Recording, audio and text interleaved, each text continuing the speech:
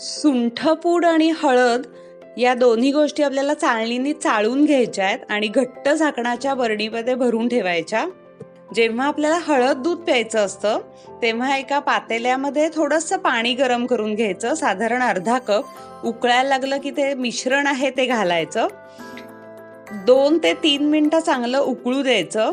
त्यानंतर त्यात दूध घालायचं.